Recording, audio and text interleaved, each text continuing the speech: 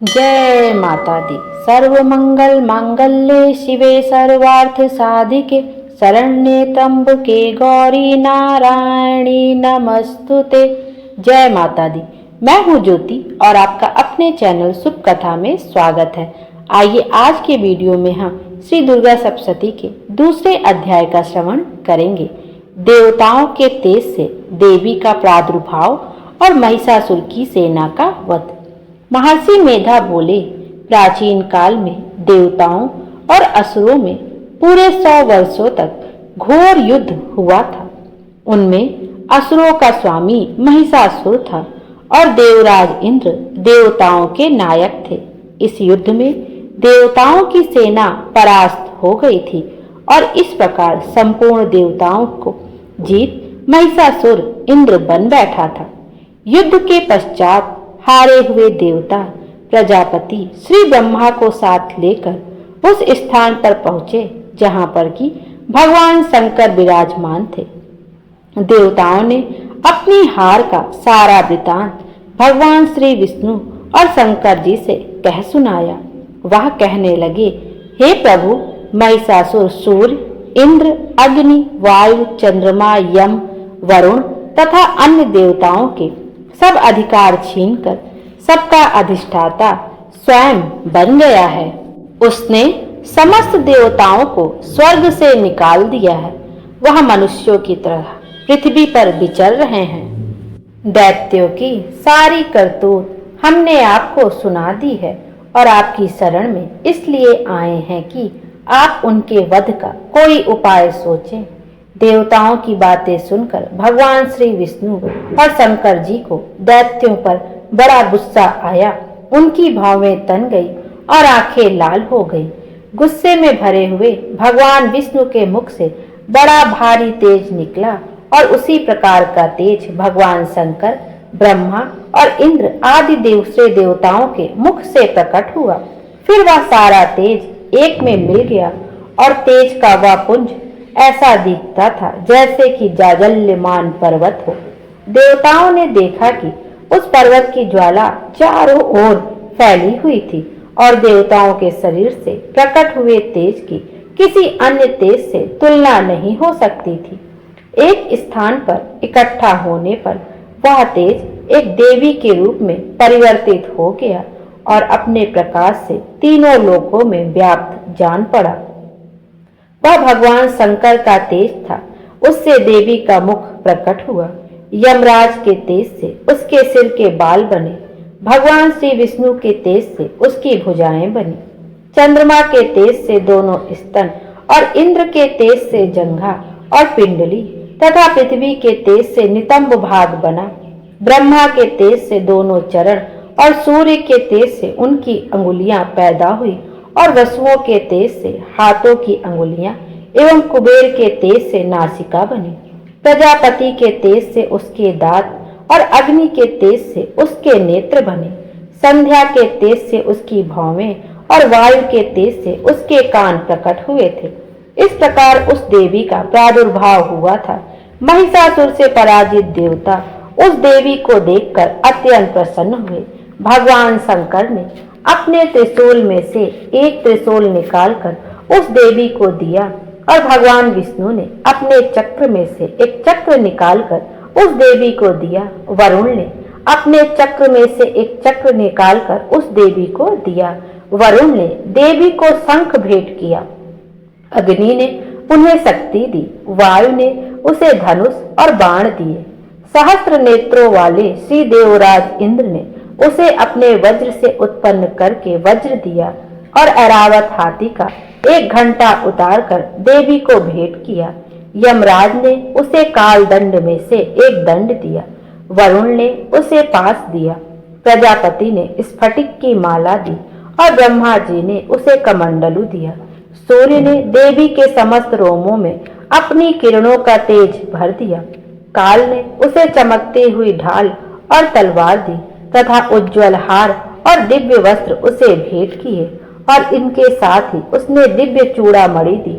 2 कुंडल, कंकड़, उज्ज्वल अर्धचंद्र, बाहों के लिए बाजूबंद, चरणों के लिए नुपुर, गले के लिए सुंदर हसली और उंगलियों के लिए रत्नों की बनी हुई अंगूठियां उसे दी।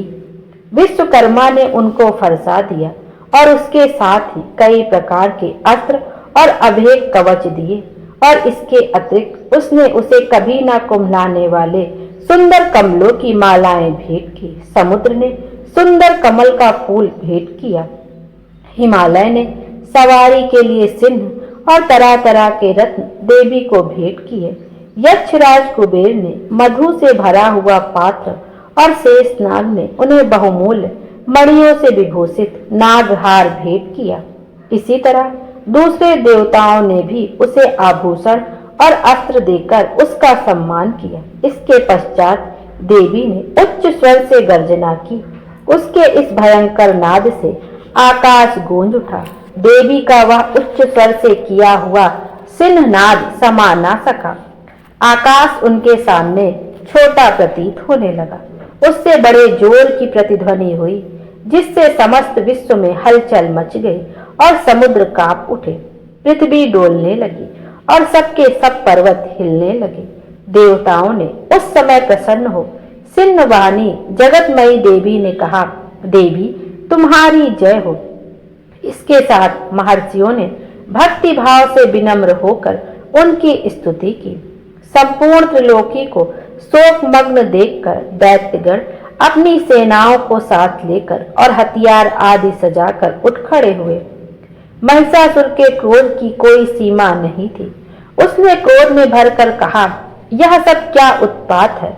फिर वह अपनी सेना के साथ उस ओर दौड़ा जिस ओर से भयंकर नाद का शब्द सुनाई दिया था, और आगे पहुंचकर उसने देवी को देखा, जो कि अपनी प्रभा से तीनों लोकों को प्रकाशित कर रही थी। उसके चरणों के भार से पृथ्वी दबी जा रही थी। माथे के मुकुट से आकाश में एक रेखा सी बन रही थी, और उसके धनुष की टंकार से सब लोग क्षुब्ध हो रहे थे। देवी अपनी सहस्त्रों भुजाओं को संपूर्ण दिशाओं में फैलाए खड़ी थी।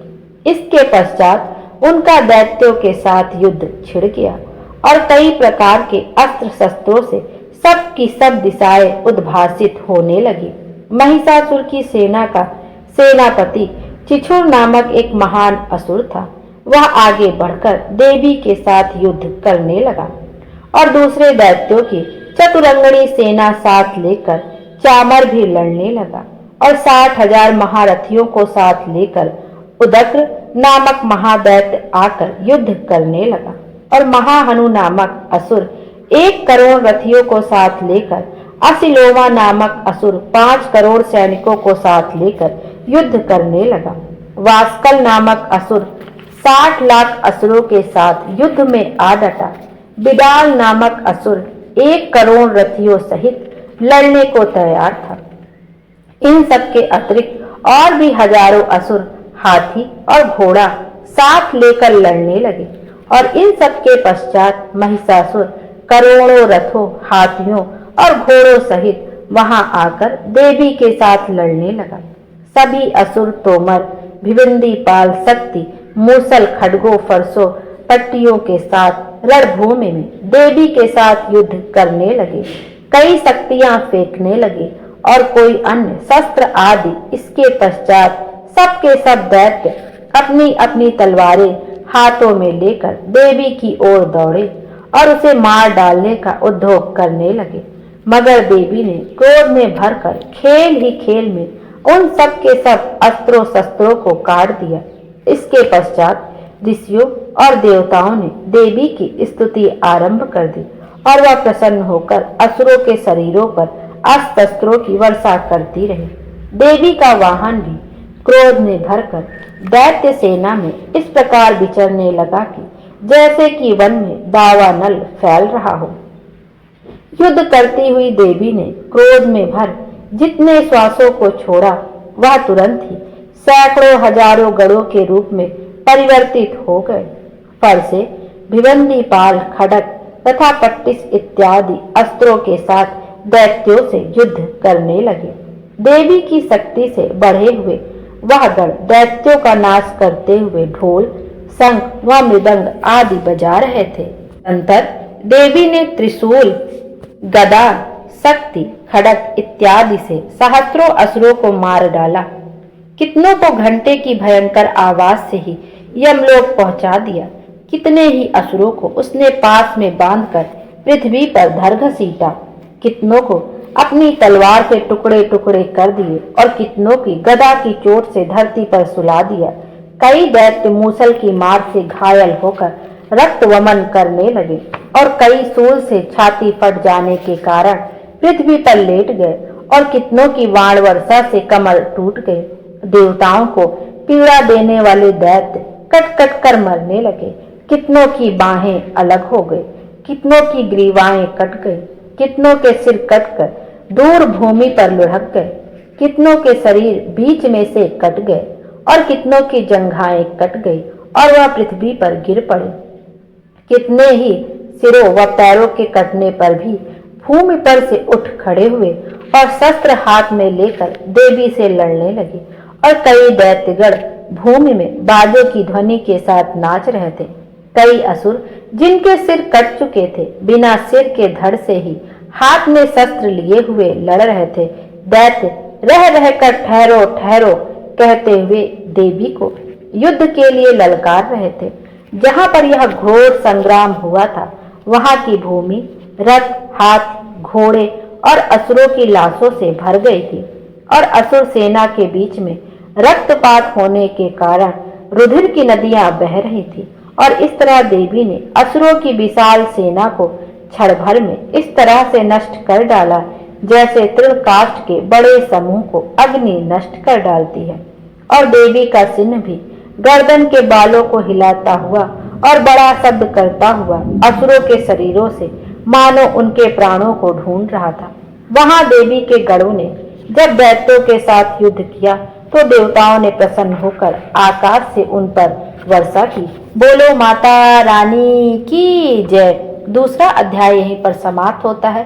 कल की वीडियो में हम श्री दुर्गा सप्तशती के तीसरे अध्याय का श्रवण करेंगे। माता रानी हम सब की मनोकामना पूर्ण करें और हमारे जीवन को खुशियों से भर दें। Thank you.